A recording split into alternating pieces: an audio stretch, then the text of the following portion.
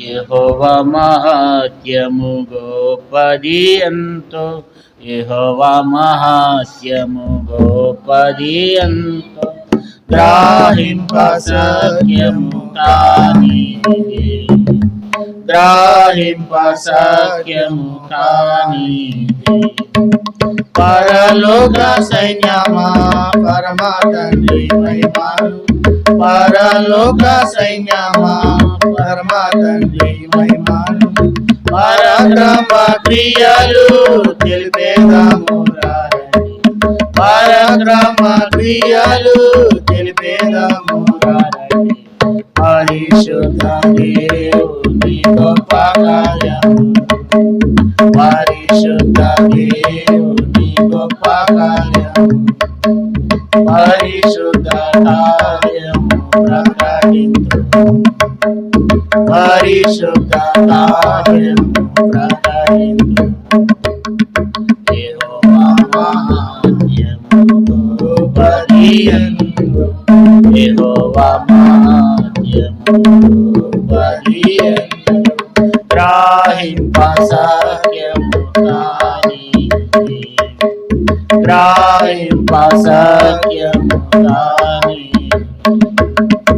మహాత్మ్యము కలిగిన దేవుడా రోధించెను, మహాత్మ్యము కలిగిన దేవుడా రోధించెను, మహిమను విడచి నరుడుగా జన్మించెను, మహిమను విడచి నరుడుగా జన్మించెను.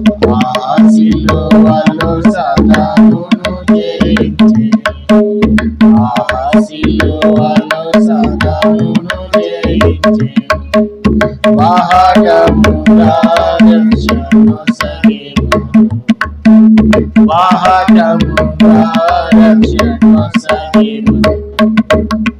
యెహోవా మహాత్మ్యము గోపది ఎంతో, యెహోవా మహాత్మ్యము గోపది ఎంతో, గ్రహింప సఖ్యము కానిదే, గ్రహింప సఖ్యము కానిదే.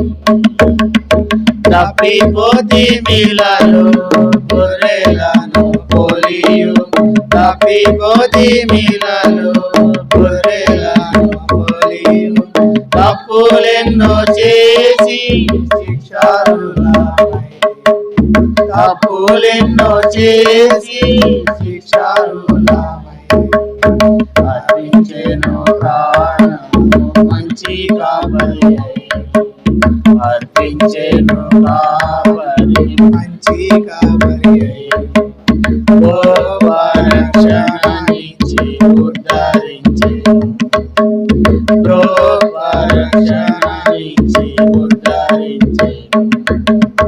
యెహోవా మహాత్మ్యము గోపది ఎంతో, యెహోవా మహాత్మ్యము గోపది ఎంతో, గ్రహింప సఖ్యము కానిదే, గ్రహింప సఖ్యము కానిదే.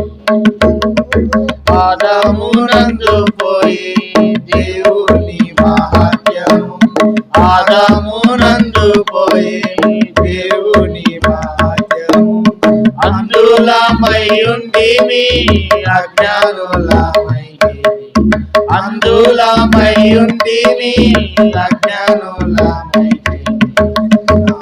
యేసునందు పొందితిమి వేలు,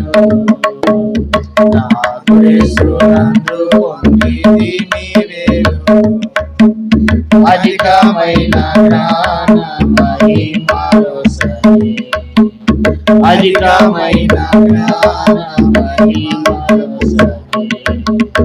యెహోవా మహాత్మ్యము గోపది ఎంతో, యెహోవా మహాత్మ్యము గోపది ఎంతో, గ్రహింప సఖ్యము కానిదే, గ్రహింప సఖ్యము కానిదే. పాపముతో నిండిన పాపి నేడే రారము, పాపముతో నిండిన పాపి నేడేరారము పాప ఫలితము మరణము సహించువా పాప ఫలితము మరణము సహించువా పాపుల రక్షకుడే సురక్షింపని రక్షకుడే సురక్షింపని తప్పులు నిన్ను రక్షించు తప్పులు నిన్ను రక్షించు యెహోవా మహాత్మ్యము గొప్పదియందు యెహోవా మహాత్మ్యము గొప్పదియందు గ్రాహింపసాధ్యము కాని గ్రాహింపసాధ్యము కాని ప్రధానుల కంటేను అధికారుల కన్నా ప్రధానుల కంటేను అధికారుల కన్నా అధికుడు ప్రభు రాజ్యమేలవచ్చు అధికుడు ప్రభు రాజ్యమేలవచ్చు అందరికీ ప్రభు శిరసైనాడు అందరికీ ప్రభు శిరసైనాడు అందరూ పాడేదాము హల్లెలూయా పాట అందరూ పాడేదాము హల్లెలూయా యెహోవా మహాత్మ్యము గొప్పదియందు యెహోవా మహాత్మ్యము గొప్పదియందు గ్రాహింపసాధ్యము కాని గ్రాహింపసాధ్యము కాని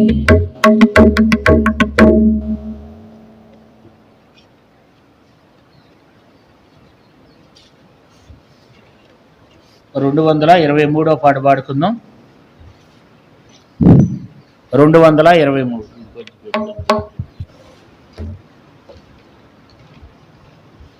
జై జై యేసు రాజా జై జై రాజాధిరాజా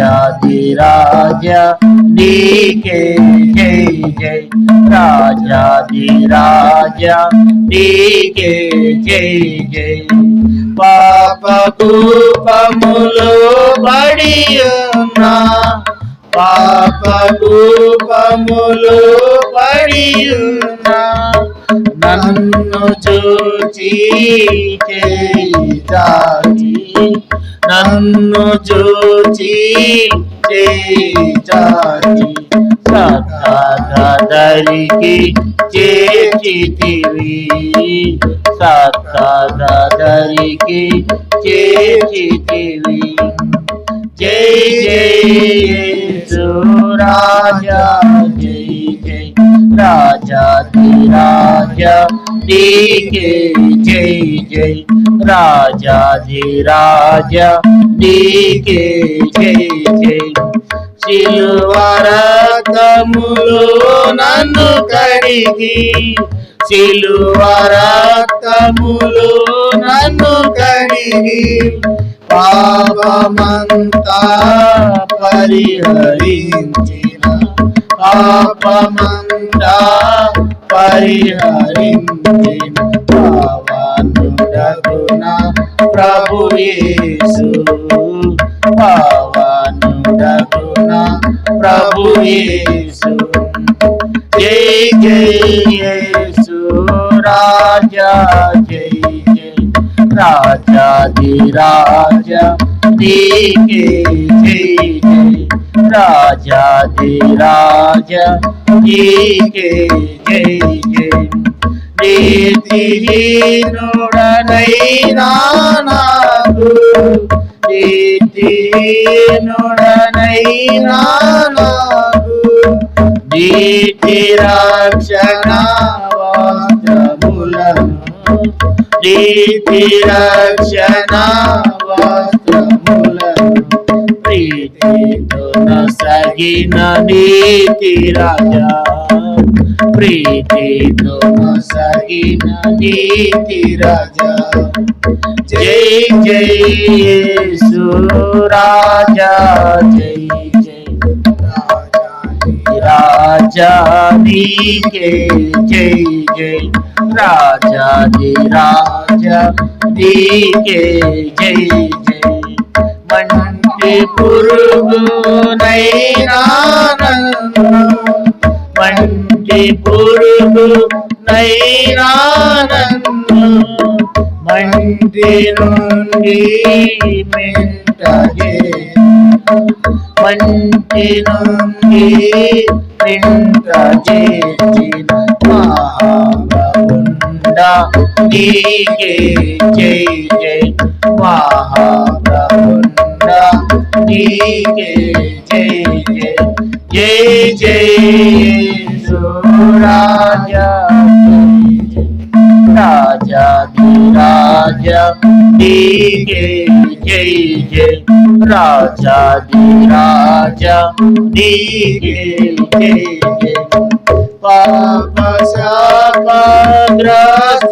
శాపగ్రస్తుడనైయున్న పాప శాపగ్రస్తుడనైయున్న నన్ను కూడా నీ స్వకీయ నన్ను కూడా నీ స్వకీయ సాంపద్యముగను చేసితివి సాంపద్యముగా చేసితివి జై జై యేసు రాజా జై జై రాజాది రాజా నీకే జై జై రాజా నీకే జై జై రాజులైనా యాజక గుంపులు రాజులైనా యాజక గుంపులు నన్ను కూడా నీ సొత్తైనా నన్ను కూడా నీ సొత్తైనా పరిశుద్ధ జనములు చేర్చితివి పరిశుద్ధ జనములు చేర్చితివి జై జై యేసు రాజా జై జై రాజాది రాజా నీకే జై జై రాజాది రాజా నీకే జై జై తల్లి అయినా మరచిన మరతును తల్లి అయినా మరచిన మరతును నేను నిన్ను మరువననినా నేను నిన్ను మరువననినా నమ్మకమైన నా ప్రభువా నమ్మకమైన నా ప్రభువా జై జై యేసు రాజా జై జై రాజా నీకే జై జై రాజాది రాజా నీకే జై జై అధిక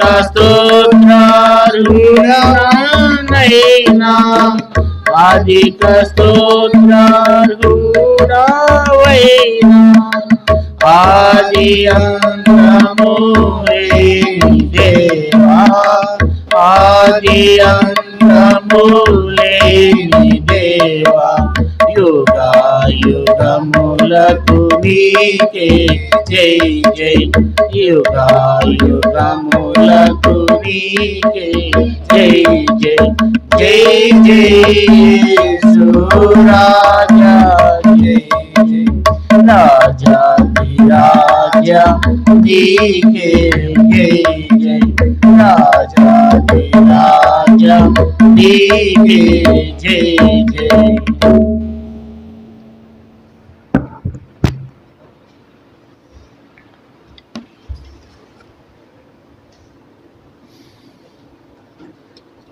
హోషేయ గ్రంథము 14వ అధ్యాయము హోషేయ గ్రంథం 13వ అధ్యాయము, హోషేయ గ్రంథం 13వ అధ్యాయము 14వ వచనం.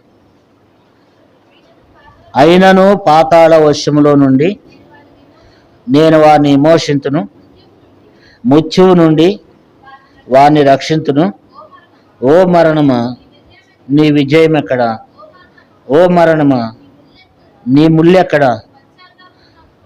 పశ్చాత్తాపము నాకు పుట్టదు. దేవుడు మాటల ద్వారా మనతో మాట్లాడి సహాయం చేయనుగాక. దేవుడు తన ప్రజలైన వారిని దేవుడు ఎంతో ప్రేమించి దేవుడు వారిని ఏమంటున్నాడంటే, అయినను పాతాళ వశములో నుండి నేను వారిని మోసింతును అంటున్నాడు. ముచ్చువ ఒడిలో నుండి నేను వారిని రక్షిస్తాను. కాబట్టి దేవుడు పాతాళం నుంచి విమోచిస్తాడంట. పాతాళం నుంచి రక్షించేటువంటి దేవుడు. కాబట్టి పాతాళం నుంచి విమోచించే దేవుడు, మరణం నుంచి రక్షించే దేవుడు. మరణముతో దేవుని వాక్యం ద్వారా దేవుడు మాట్లాడేది ఏంటంటే, ఓ మరణమా నీ విజయం ఎక్కడా? ఓ మరణమా నీ ముల్లెక్కడా? కాబట్టి మరణము గురించి ఆయన మాట్లాడుతున్నాడు. అంటే దేవుని నమ్మిన బిడ్డలు, ప్రభువునందు విశ్వాసం కలిగిన వారు మరణం అనేది వారు రుచి చూడరు అన్నమాట. కాబట్టి మరణము తప్పించుకునే వాళ్ళు ఎవరు లేరు.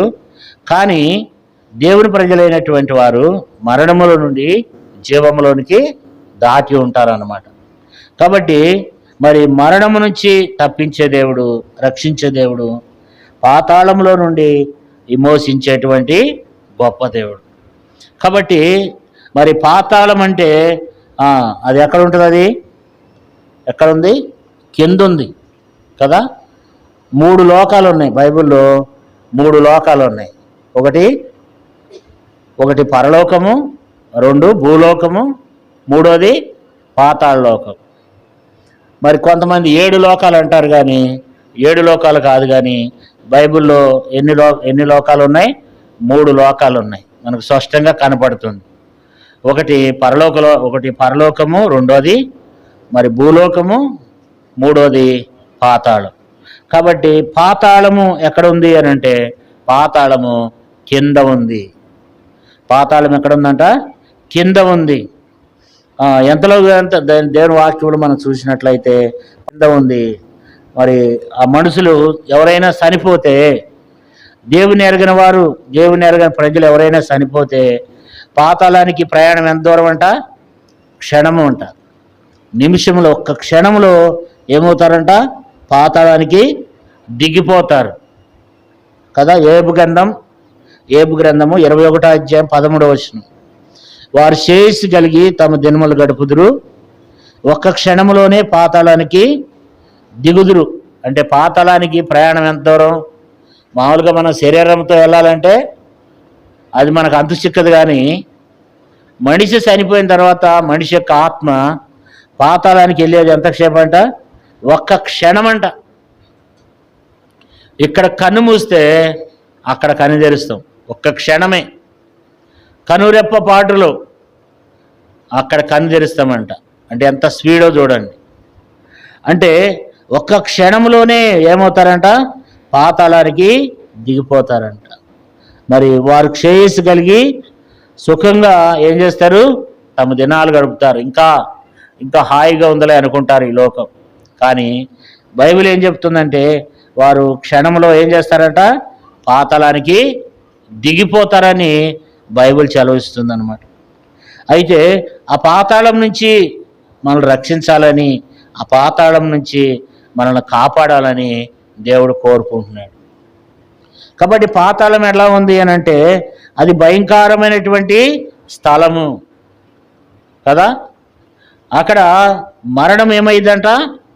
మరణం వారికి కాపరి అయి ఉంటుందంట. దేవుని వాక్యం మనం చూసినట్లయితే, దేవుని వాక్యంలో చూడండి, 49వ కీర్తన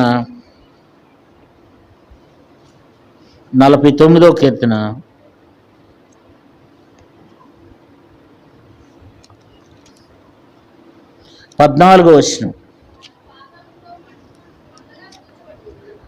వారు పాతాళంలో మందగా కూర్చబడుదురు, మరణం వారికి కాపరి అయి ఉండును, సార్లు మనం ఇక్కడ చూస్తే పాతాళం ఎట్లా ఉంటుందట, వారి పాతాళంలో మందగా కూర్చబడుదురు, మరణం వారికి కాపరియుండును, ఉదయమున యథార్థవంతులు వారిని ఏలుదురు, వారు స్వరూపములు నివాసం లేనివై పాతాళంలో క్షయమైపోను. పాతాళంలో ఏమైపోతారంట? క్షయమైపోతారంట. పాతాళం అనేది బహుభయంకరమైనటువంటి స్థలం. పాతాళం అనేది బహుభయంకరమైనటువంటి స్థలం. కాబట్టి అయితే పాతాళంలో నుంచి దేవుడు ఏం చేస్తాడు? మనల్ని కాపాడేవాడుగా ఉన్నాడు. 15 వచనం చూడండి, 49:15. దేవుడు నన్ను చేర్చుకొనును, పాతాళ బలంలో నుండి ఆయన నా ప్రాణమును విమోచించును. ఎక్కడి నుంచి విమోచిస్తాడంటే దేవుడు ఎవరిని విమోచిస్తాడు? ఎవరైతే ఆయన కుమారుడైన యేసు రక్తం చేత ఎవరైతే కడగబడతారో వాళ్ళని ఆయన ఏం చేస్తాడంట? విమోచిస్తాడంట. కాబట్టి పాతాళంలోకి వెళ్ళేటువంటి వారిని వెళ్లకుండా తన ప్రజలైనటువంటి వారిని దేవుడు కాపాడేవాడుకున్నాడు. పాతాళం ఎట్లుంటుంది? చక్కగా ప్రశాంతమైన వెలుతురు ఉండదు, అక్కడ కరెంటు ఉండదు, సెల్ ఫోన్ ఉండదు కదా, ఏసీ ఉండదు. అక్కడ ఎట్లుంటుందంట? కటిక చీకటి గల బిలాము. దాని పేరేంటి? పాతాళంలో లైటింగ్ ఉంటుందా? వెలుతురు ఉంటుందా? ఉండదు. ఎట్లా ఉంటుందంట? 2 పేతురు 2:4 ఏముంది? దేవదూతల పాపం చేసినప్పుడు దేవుని వారిని విడిచిపెట్టక పాతాళ లోకమందలి కటిక చీకటి గల బిలాములోనికి వారిని త్రోసి. చాలా మనం చూస్తే పాతాళం ఎట్లుంటుంది? వెలుతురు ఉంటుంది, చీకటి ఉంటుందంట. కటిక చీకటి గల బిలాము. పాతాళం ఎలాంటిదంటే అది చీకటి, దానిలో వెలుతురు ఉండదు, ఫ్యాన్లు ఉండవు. ఇప్పుడు మనం ఫ్యాన్ పోతే, కరెంటు పోతే ఒక్క నిమిషం కూడా ఉండలేము, మనం ఏసీ లేకపోతే ఉండలేము. అక్కడ సెల్ ఫోన్ ఉండదు కదా. ఎలాంటి ప్రదేశం అంటే అది కటిక చీకటి గల బిలాం అంట. అంటే దాంట్లో ఎంత మాత్రం కూడా వెలుతురు ఉండదు, కటిక చీకటి కదా. అది కఠోరమైనది. మనం చూసినట్లయితే పరమగీతము 8:6. పరమగీతం 8:6 చదువుతాలి.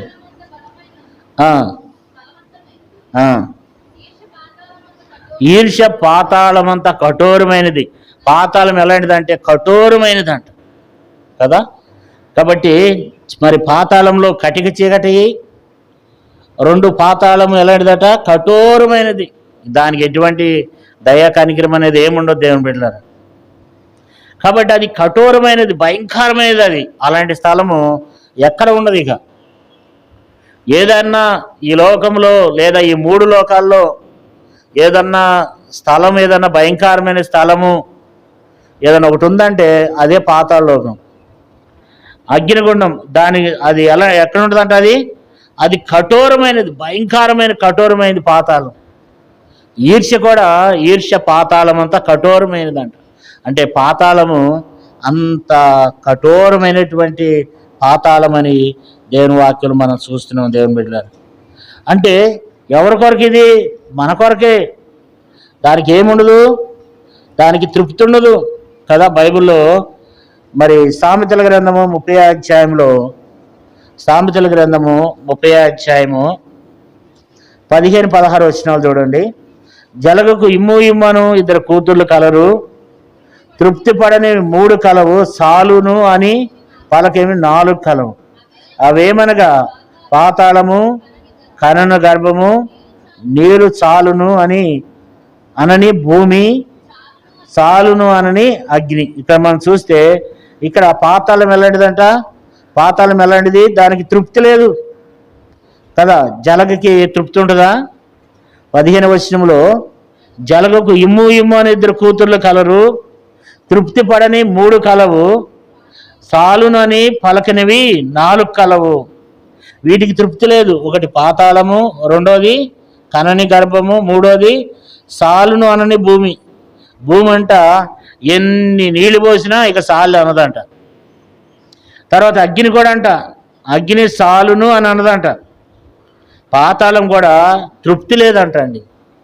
పాతాళానికి ఎంతమంది ఇప్పుడు భూమి పుట్టిన మొదలుకొని ఇప్పుడు వరకు ఎంతమంది ఆ పాతాళంలోకి వెళ్ళిపోయినారో, దానికి ఇంకా ఏమి లేదు, దానికి తృప్తి ఉండదంట. అది ఇంకా ఇంకా ఇంకా కావాలి, ఇంకా కావాలని అది ఎదురు చూస్తూనే ఉండదంట.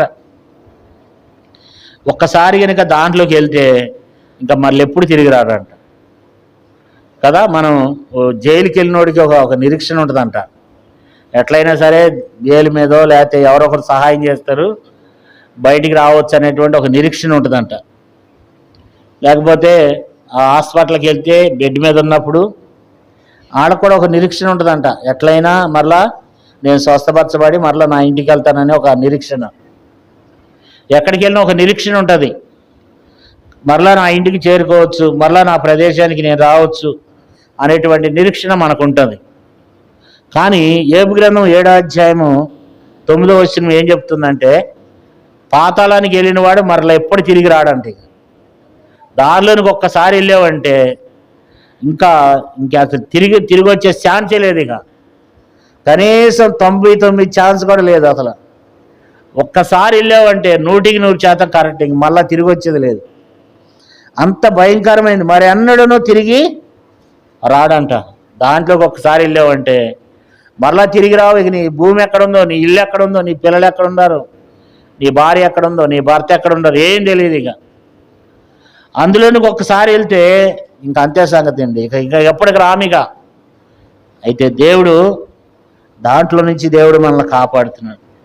పాతాళము మనుషులు మింగివేస్తుందట కదా. సామెతలు 1వ అధ్యాయము 12వ వచనం రాయబడింది. సామెతలు 1:12.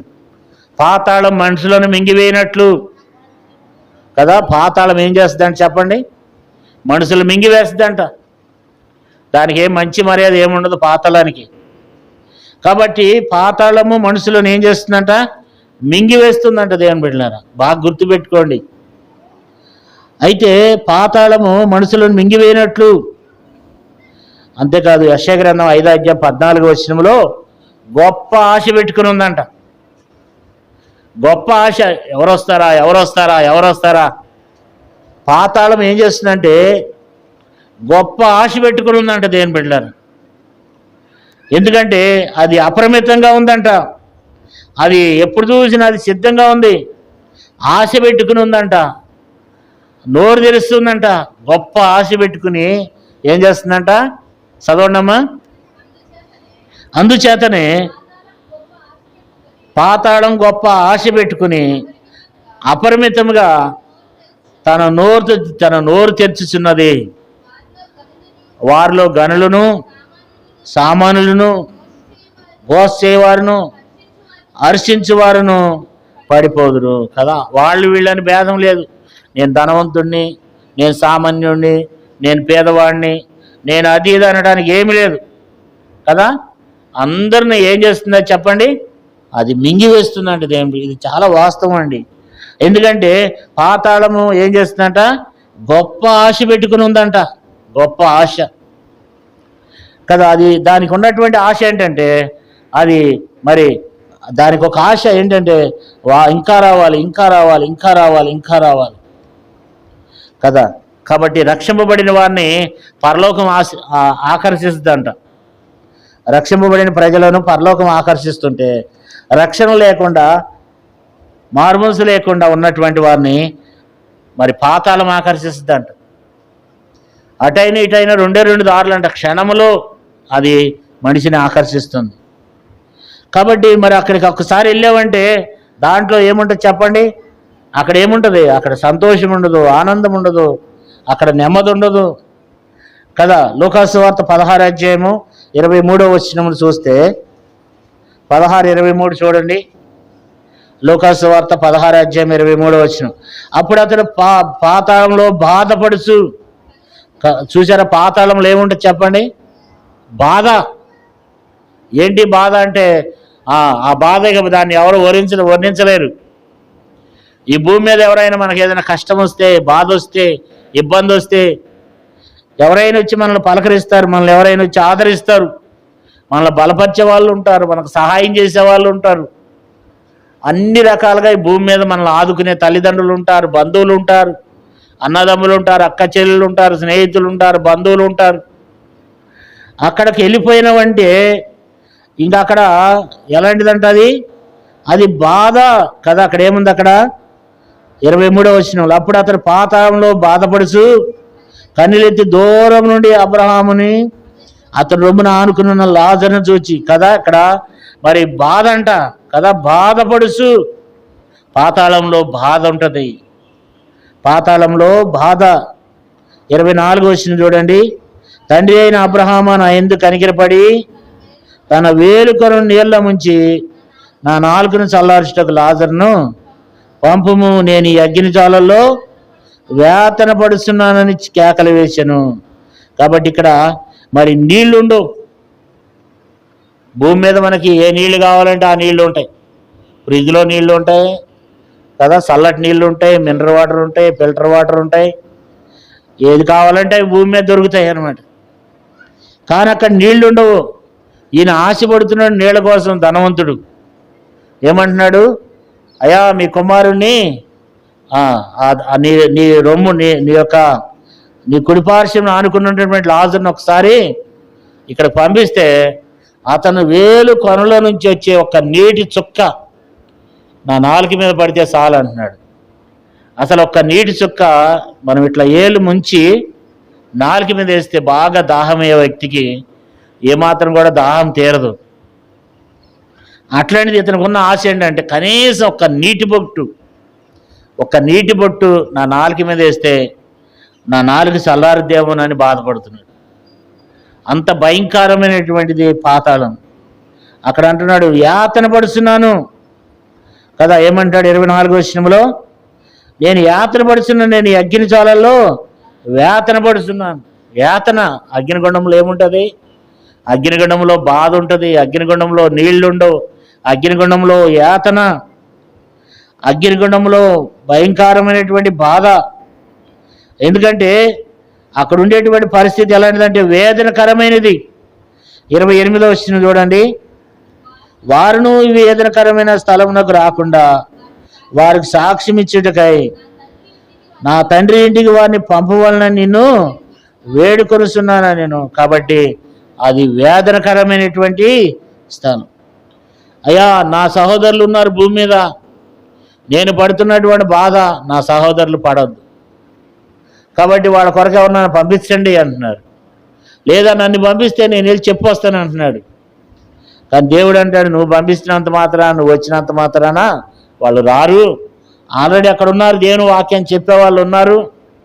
వాళ్ళ మాట వింటారు, రక్షణ పడతారు, వినకపోతే రక్షణ పొందలేరు. కాబట్టి పాతాళం అనేది అంత భయంకరమైనదంట. అది ఎలాంటిదంట, అది ఏమంటారు ఆ వచనములు మనం చూస్తే 28లో, వారును వేదనకరమైనటువంటి స్థలంలోనికి రావద్దు. బతువులు ఆడుకుంటున్నారు, అయ్యా వాళ్ళు ఈ వేదనకరమైనటువంటి ఈ స్థలంలోనికి మరి నా సహోదరులు రావద్దు. అక్కడ యాతన, అక్కడ ఎంతో నేను యాతన పడుతున్నాను. అగ్ని ఆరదు, పురుగు సావదు. మార్క్స్ వార్త 9:48లో, మార్క్స్ వార్త 9:48లో ఏముందంటే, అగ్ని ఆరదు, పురుగు సావదు. ఆత్మకు సావు లేదు, శరీరానికి సావు ఉంది. మనం చనిపోతే మట్టికి మట్టి అయిపోతాం, దుమ్మికి ధూళి అయిపోతాం అన్నమాట. కానీ ఆత్మ మాత్రం ఖచ్చితంగా వెళ్తే పాతాళానికన్నా వెళ్ళాలి, లేకపోతే పరలోక రాజ్యానికన్నా వెళ్ళాలి. కాబట్టి క్షణంలో అగ్ని ఆరదు, పురుగు సావదంట. ఇక యుగములు 1 రోజు కాదు, 2 రోజులు కాదు. అక్కడ భయంకరమైనటువంటి వేదన పడేటువంటి స్థలం అది. అక్కడ ఎవడు పలకరించే వాళ్ళు ఉండరు, అక్కడ ఎవడు మాట్లాడే వాళ్ళు ఉండరు. భయంకరమైనటువంటి స్థలం అది. ఆ స్థలం గురించి ప్రకటన గ్రంథము 20:10 వచనంలోనంట యుగములు ఉంటుందంట. అది ప్రకటన 20:10లో ఉంది. యుగములు అక్కడ ఏముంటుందంటే యుగములు మండుతానే ఉంటుంది. దానికి ఏమి లేదు, అది ఆరిపోనిది, అది దాని పొగ లేస్తానే ఉంటుంది అన్నమాట కదా. ఇంకా మన యెషయా గ్రంథంలో 34వ అధ్యాయంలో ఒక మంచి మాట చదువుదాం. యెషయా గ్రంథము 34వ అధ్యాయము తీయండి. యెషయా గ్రంథము 34వ అధ్యాయము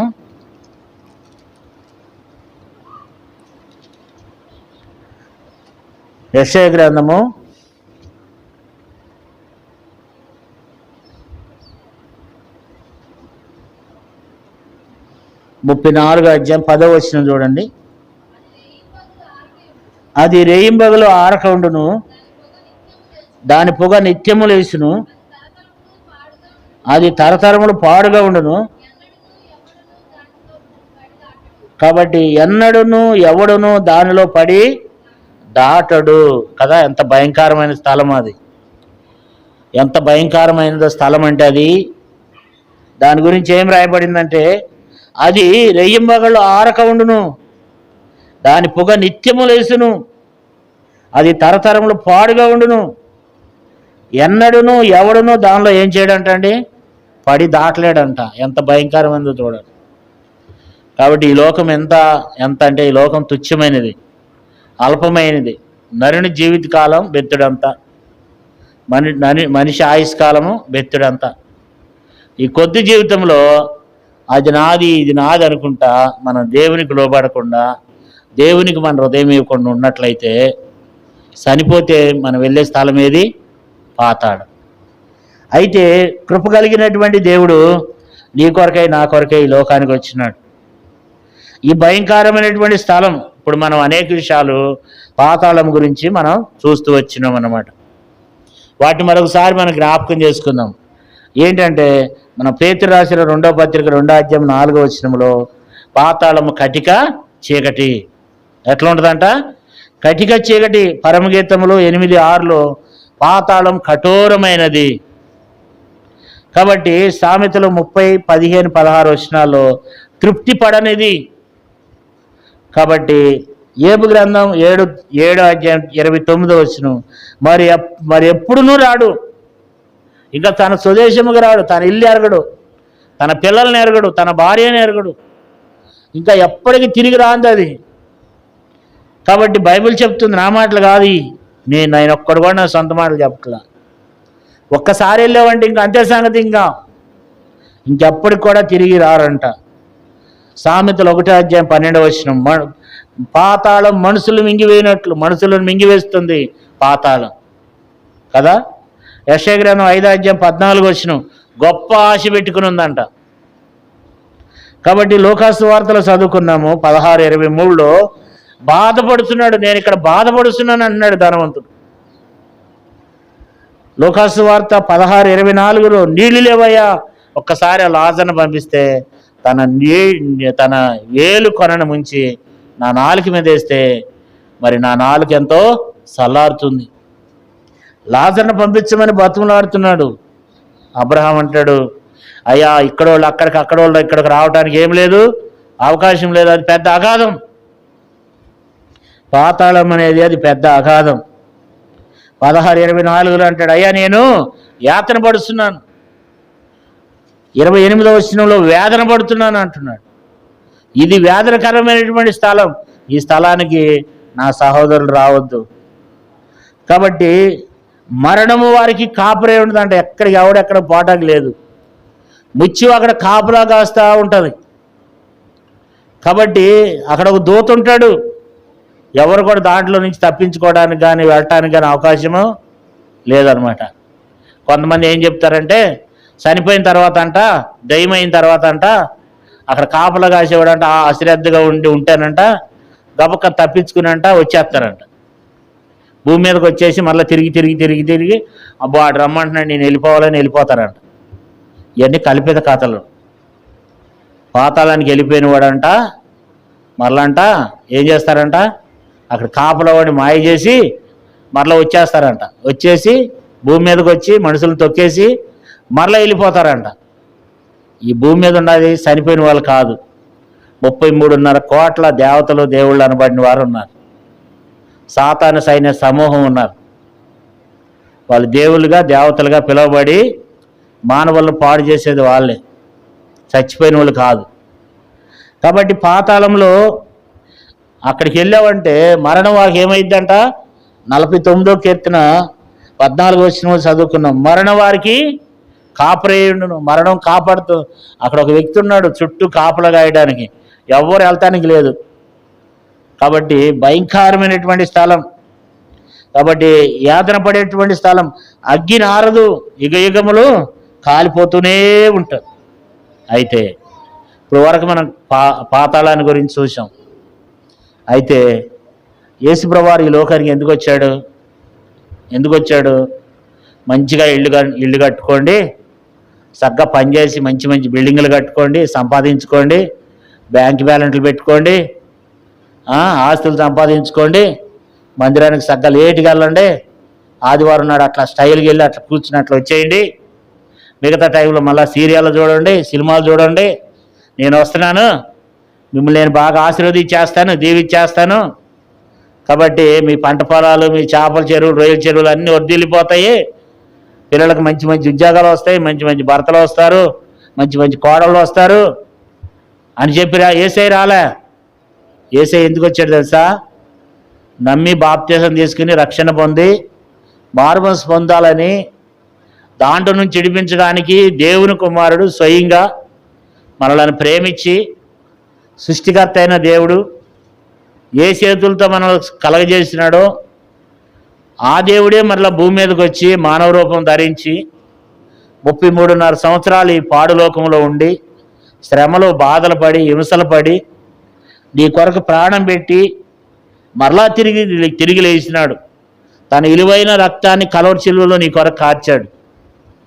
తన విలువైన రక్తాన్ని నీ కొరకు కార్చి, నీ కొరకు తన రక్తాన్ని చిందించి, ఆ పాతాళము మనల్ని పట్టుకోకుండా పాతాళం నుంచి దేవుడు నిన్ను నన్ను విడిపించడానికి, రక్షించడానికి యేసుప్రభువారు ఈ లోకానికి వచ్చినాడు.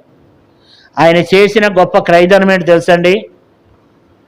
మనం పాతాళానికి వెళ్లకుండా ఉండాలని, రక్షింపబడి ఆయన మాట విని ఆయనకు లోబడి, బైబిల్లో ఒక మాట ఉంటుంది, నా మాట విని నన్ను పంపిన వానియందు విశ్వాసం ఉంచువాడు నిత్య జీవం గలవాడు, వాడు తీర్పులోనికి రాక మరణంలో నుండి జీవంలోనికి దాటి ఉన్నాడు. ఇట్టు మరణం మీద, ఇట్టి వారి మీద రెండో మరణానికి అధికారం లేదని ప్రకటన గ్రంథంలో ఉంటుంది. ఆ మాట చూడండి. ఇట్టి మరణము, ప్రకటన గ్రంథము 20వ అధ్యాయములో, ప్రకటన గ్రంథము 20వ అధ్యాయము, ప్రకటన 20వ అధ్యాయము 6వ వచనం. ఈ మొదటి పునరుద్ధానంలో పాలుగలవారు ధన్యులు, పరిశుద్ధులైందురు. ఇట్టి వారి మీద రెండవ మరణమునకు అధికారం లేదు, వీరు దేవునికిని క్రీస్తుకును యాజకులై క్రీస్తు కూడా. కాబట్టి ఎవరైతే ఆయన రక్తంలో కడగబడతారో, ఎవరైతే ఆయన బిడ్డలుగా చేయబడతారో వారు ఎక్కడుంటారంట? వారికి ఈ పాతాళం అనే దానికి అధికారం లేదు. ఈ పాతాళం పట్టుకోవడానికి అధికారము లేదు. అయితే మరి ఎవరిని పాతాళం పట్టుకుంటుంది అని అంటే 10వ వచనం చదవండి. 10వ వచనం. వారిని మోసపరిచిన అపవాది అగ్ని గంతకములు గల గుండములో పడవేయబడెను. అక్కడ క్రూర మృగమును అబద్ధ ప్రవర్తి ఉన్నారు. వారి యుగయుగములు రాత్రి పగళ్ళు బాధింపబడుదురు. కాబట్టి అగ్ని గంధకములతో మండు గుండములో పడవేయబడతారు. అంటే ఏబు గ్రంథంలో 24వ అధ్యాయం 19వ వచనంలో పాపం చేసిన వారిని పాతాళము పట్టుకుంటుందంట. ఎవడైతే పాపం చేస్తాడో పాతాళం పట్టుకుంటుంది. ఏబు గ్రంథము 24వ అధ్యాయం 19వ వచనంలో పాపం చేసిన వారిని పాతాళం ఏం చేస్తుందంట? పట్టుకుంటుందంట కదా. ఎప్పుడైతే మనిషి చనిపోతాడో పాతాళం నోరు తెరుచుకుని ఉంటుంది, వెంటనే పాతాళం ఏం చేస్తుంది? పట్టుకుంటుంది. అయితే ప్రభు బిడ్డలైనటువంటి వారిని పట్టుకోవడానికి అవకాశం లేదు. ఆయన రక్తంలో కడగబడిన బిడ్డలు బైబిల్లో రాయబడింది, క్రీస్తు యేసునందున్న వారికి ఏ శిక్షా విధి లేదు కదా. రోమాపత్రిక 8 మొదటి వచనం. క్రీస్తు యేసునందున్న వారికి ఏ శిక్షా విధి లేదు. ఆయన ఎందున్నామా? ఆయన ఎందున్న మనకు ఏమి లేదట, ఏ శిక్షా విధి లేదు కదా. కాబట్టి 2 కొరింథీ రాయబడింది, ఆయన ఎందున్నటువంటి బిడ్డలకి ఏముండదంట? వారు నూతన సృష్టి, వారు నూతనంగా చేయబడతారు, దినదినం నూతనంగా వారు మార్చబడతారు. కాబట్టి మరి ఇదిగో నూతన సృష్టి, ఇదిగో పాతవి గతించును, సమస్తం కొత్తవాయను. ఆయన రక్తంతో మనం ఏం చేయబడతాం? 2 కొరింథీ 5:17 రాయబడినట్లుగా ఆయన రక్తంతో మనము పరచబడి పరిశుద్ధంగా చేయబడి ఈ భూమి మీద తాను సిద్ధపరచుకుంటాం. కాబట్టి ఆయన మనలను ఏం చేస్తాడు? కాపాడేవాడు. 16 కీర్తనలో దేవుని వాక్యంలో మరి దేవుని బిడ్డలైనటువంటి వారు 16వ కీర్తన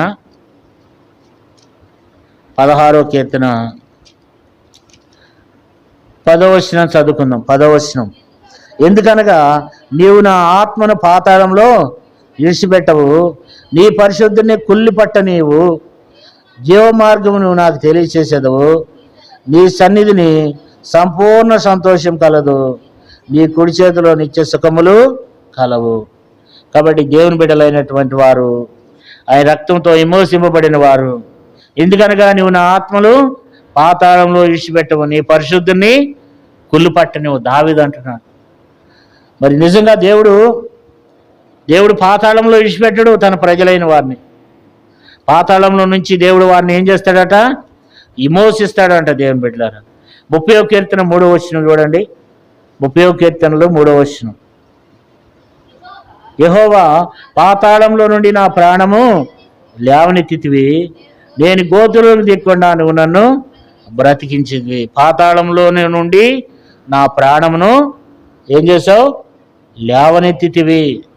పాతాళంలో నుంచి దేవుడంట ప్రాణాన్ని ఏం చేస్తూ వచ్చినాడంట? లేవనెత్తినాడంట. దేవుని బిడ్డలైనటువంటి మనకు దేవుడు ఏం చెప్తున్నాడంటే, మరి ఆయన మనల్ని ఏం చేసేవాడుకున్నాడు? విమోచించేవాడుకున్నాడు, కాపాడేవాడుకున్నాడు, రక్షించేవాడుకున్నాడు అనమాట. కాబట్టి దేవుని బిడ్డలారా, ఈ ఉదయకాలము దేవుడు మనల్ని ఏం చేసేవాడుకున్నాడు? విమోచించేవాడుకున్నాడు. ఆయన రక్తంతో మనలను కడిగి పరిశుద్ధులుగాను నీతిమంతులుగాను చేసి మరి తన బిడ్డలైనటువంటి మనలను దేవుడు కాపాడేటువంటి వాడుగా ఉంటూ ఉన్నాడు అనమాట. ఎందుకంటే మరి పాతాళానికి వెళ్ళిన వాళ్ళు, మరి బైబిల్లో రాయబడింది మరి 89వ కీర్తన 48వ వచనంలో, మరణములు చూడక బ్రతికినరుడెవడు, పాతాళములకు వశము కాకుండా తాను తప్పించుకొనగలవాడు ఎవడు అని బైబిల్ చెప్తుంది. అంటే ప్రతి ఒక్కరూ దాని నుంచి ఏం చేయలేరు? తప్పించబడలేరు. కానీ అయితే క్రీస్తు యేసునందున్న వారికి రోమపత్రిక 8:1 చెప్పబడినట్లుగా క్రీస్తు యేసునందున్న వారికి ఏ శిక్ష విధి లేదు. మరణము పాతాళ లోకము వారి మీద ఎట్టి అధికారము పాతాళ లోకానికి లేదనమాట. హోషేయ గ్రంథము ఇప్పుడు రండి, మనం ఫస్ట్లో చదువుకున్నాము. ఆ మాట మనం చదివి మనము దేవుణ్ణి ఆరాధన చేద్దాం. హోషేయ గ్రంథము 13వ అధ్యాయము 14వ వచనాన్ని చదువుదాం. చదువమ్మా. అయినను పాతాళ వశముల నుండి నేను వారిని విమోచింతును, మృత్యువు నుండి వారిని రక్షింతును. ఓ మరణమా నీ విజయం ఎక్కడా? ఓ మరణమా నీ ముళ్ళెక్కడా? కాబట్టి ఇక్కడ మనం చూసినట్లయితే ఇక్కడ దేవుడు అంటాడు, అయినను పాతాళ వశముల నుండి నేను వారిని విమోచిస్తాను. దేవుడు మనలను పాతాళ వశముల నుండి విమోచిస్తాడు. దాని వశములోనికి మనం వెళ్లకుండా, ఆ భయంకరమైన స్థలంలోనికి మనం వెళ్లకుండా దేవుడు పాతాళ వశములో నుండి దేవుడు మనలను విమోచిస్తాడు, మృత్యువు నుండి రక్షిస్తాడు. ఓ మరణమా నీ విజయం ఎక్కడా? ఓ మరణమా నీ ముళ్ళెక్కడా? ఈ మాట మరి కొత్త నిబంధనలో కూడా మనకు తెలుసు. 2 కొరింథీయులకు రాసిన పత్రిక 15వ అధ్యాయంలో ఉందన్నమాట. అంటే రక్షింపబడినటువంటి బిడ్డలకు ఏమి లేదు? మరణం లేదు. రక్షింపబడిన బిడ్డలకు, ఆయన రక్తం చేత విమోచింపబడిన బిడ్డలకు ఏమి లేదు? మరణం లేదనమాట కదా. అపోస్తలుడు 2 కొరింథీ 15వ అధ్యాయము 2 కొరింథీ 15వ అధ్యాయము 54, 55 వచనాల్లో విజయమందు మరణం మింగవేయబడెను అని రాయబడిన వాక్యం నెరవేరును.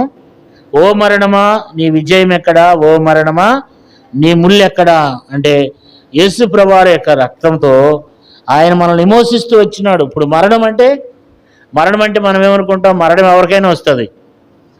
మరణం రెండు రకాలైన మరణాలు. ఒకటేంటి, తల్లి గర్భంలో నుండి పుట్టిన తర్వాత ఎవరైనా చనిపోతాం. యాక్సిడెంట్ల ద్వారా కావచ్చు, అనారోగ్యం ద్వారా కావచ్చు, వృద్ధాప్యం వచ్చి అయినా కావచ్చు. కానీ ఇంకొక మరణం ఉందంట, అదే రెండో మరణం, అదే అగ్నిగుండం, అదే పాతాళలోకం. అయితే దేవుడు దాని నుంచి మనల్ని విడిపించుతున్నాడు. ఆ మరణంలోనికి వెళ్లకుండా ఓ మరణమా నీ విజయం ఎక్కడ, ఓ మరణమా నీ ముళ్ళు ఎక్కడ.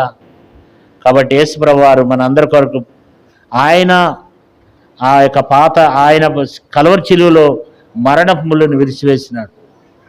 మనందరి కొరకు ప్రాణం పెట్టినాడు, గొప్ప క్రయధనాన్ని చెల్లించినాడు, మనల్ని రక్షించాడు, మనల్ని విమోచించాడు. మరి ఉదయకాలం మనం దేవుని ఆరాధన చేద్దాం. దేవుడు మనల్ని విమోచించి మనల్ని కాపాడుతూ వచ్చినాడు. హోషేయ గ్రంథంలో మనం చదువుకున్నాం, వారిని పాతాళ వశములో నుండి నేను వారిని విమోచించున్నాను అంటాడు. కీర్తనకారుడు 16 కీర్తనలో రాయబడింది, లేదా అపోస్తలుల కార్యములు 2వ అధ్యాయంలో కూడా రాయబడింది. మరి ఆయన మనలను పాతాళ లోకములో ఇడిచిపెట్టాడంట, తన పరిశుద్ధిని కుళ్ళు పట్టనివాడు. కాబట్టి దేవుని బిడ్డలైనటువంటి మనడల దేవుడు గొప్ప కార్యం చేశాడు. తన కుమారుడైన యేసు ప్రభువుని ఈ లోకాన్ని పంపించి ఆ నిత్య నరకాగ్యంలోనికి వెళ్లకుండా నిత్య పరలోక రాజ్యంలో యుగములు ఉండులాగున ఆ నరకాగ్యం నుంచి దేవుడు మనల్ని తప్పించి కాపాడుతూ వచ్చినాడు. మనం ఎప్పుడూ ఆరాధన చేస్తూ ఉంటాము, కానీ ఎప్పుడైనా సరే మనము పాతాళాన్ని గురించి కూడా మనం ఆరాధన చేయాలి. అయ్యా, ఆ భయంకరమైనటువంటి వేదనకరమైన స్థలంలోనికి నన్ను వెళ్లకుండా నా కొరకు ఈ లోకానికి వచ్చావు, నన్ను విమోచించావు, నన్ను రక్షించుకున్నావు అని చెప్పి దేవుని మనము ఆరాధన చేద్దాం. ఆయన చేసిన మేలులకు, ఆయన మన ఎడల చూపిన కృపకు మనం దేవుణ్ణి ఆరాధించే వారమై ఉండాలి. మనం బద్ధులమై ఉన్నాం. ఎందుకంటే ఆయన మన కొరకు చెల్లించినటువంటి ఆ గొప్ప క్రయధనము, గొప్ప ఎమోషన్ ఏంటంటే, మరి మనలను ఎక్కడి నుంచి తప్పిస్తుంది? పాతాళం నుంచి రక్షిస్తుంది, పాతాళం నుంచి మనలను విమోచిస్తుంది. కాబట్టి మనం ఆరాధన చేద్దాం. ప్రభువా, మమ్మల్ని పాతాళ లోకము నుండి మమ్మల్ని విమోచిస్తూ వచ్చినావు, నీ పరిశుద్ధిని కొలిపట్ట నువ్వు ఆ భయంకరమైనటువంటి ఆ పాపలోకము నుండి నువ్వు నన్ను రక్షించావు అని చెప్పి మనం దేవుణ్ణి మనము కొద్ది మాటలతో దేవుని మనము స్తుతించి దేవుని మనం ఆరాధన చేద్దాం. దేవుడు మనం పొందాల్సినటువంటి శిక్ష మొత్తం ఆయనే పొంది శ్రేష్టమైన రక్తాన్ని, శ్రేష్టమైనటువంటి ఆ గొప్ప రక్షణ కార్యాన్ని దేవుడు మన ఎడల చేశాడు కనుక ఆ భయంకరమైనటువంటి ఆ కటికి చీకటి కలిగినటువంటి ఆ భయంకరమైన పాతాళము, అగ్నిగుండం ఎన్నో చదువుకుంటూ వచ్చినాం. వాటన్నిటి దేవుడు మనల్ని రక్షించి కాపాడుతూ వచ్చినాడు. కాబట్టి ఇటు అనుభవంతో దేవుని మనము ఆరాధన చేద్దాం. దేవా, నన్ను పాతాళ వశము నుండి నన్ను తప్పిస్తూ వచ్చినాం. మరి మనం కొద్ది మాటలతో దేవుణ్ణి ఆరాధన చేద్దాం. ప్రభా, ఈ లోకంలో పాపములు ఉన్న నన్ను వెతికి రక్షించుకుని ఆరని అగ్నిలోనికి వెళ్లకుండా పాతాళం నుంచి నన్ను తప్పించి నన్ను రక్షించుకున్నామని కొద్ది మాటలు ఎంత చక్కగా ఈజీగా మనకు అర్థమయ్యే రీతిలో దేవుడి ఉదయకాలం అంతా మాట్లాడుతూ వచ్చినాడు. నా కొరకే ఈ లోకానికి వచ్చి నా కొరకు ప్రాణం పెట్టి నా కొరకు తిరిగి లేచినావు, నన్ను విమోచించుకున్నావు, నన్ను రక్షించుకున్నావు అని కొద్ది మాటలతో మనం దేవుణ్ణి ఆరాధన చేసి దేవుణ్ణి స్తుతిద్దాం. ఎందుకంటే ఆయన పాతాళం నుంచి దేవుడు మనల్ని ఏం చేశాడంట? విమోచించి మనల్ని రక్షించుకున్నాడు.